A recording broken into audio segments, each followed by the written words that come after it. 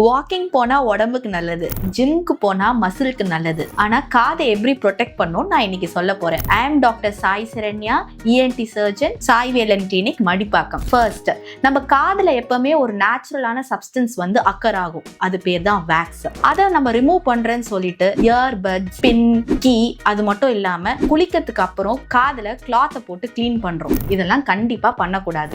ரெண்டாவது, ஒரு லவுடான இடத்துல வேலை செய்யறவங்க கண்டிப்பா இயர் சவுண்ட்ஸ்ல இருந்து நம்ம ப்ரொடெக்ட் பண்ணிக்கணும். அதுக்கு இயர் பிளக் யூஸ் பண்ணலாம். மூணாவது, காதுல கோல்டான ஏர் படக்கூடாது. சோ அதை வந்து ப்ரொடெக்ட் பண்றதுக்கு கண்டிப்பா இயர் காட்டன்ஸ் வச்சுக்கிறது நல்லது. நாலாவது, இப்ப எல்லாருமே இயர் போன்ஸ் யூஸ் பண்றோம். ஆனா எவ்வளவு வால்யூம்ல வைக்கணும், எவ்வளவு நேரம் கேட்கணும் நம்மளுக்கு தெரியறது இல்ல. 60/60 ரூல் இருக்கு. அதாவது 60% வால்யூம் 60 மினிட்ஸ் கேட்கணும் அப்படின்னு சொல்லிட்டு. இதெல்லாம் சின்ன சின்ன டிப்ஸ். இதெல்லாம் டேக் கேர் பண்ணிக்கிட்டாலே ஃபியூச்சர்ல இயர் ப்ராப்ளம்ஸ் மேக்ஸிமம் வராது. தேங்க்யூ.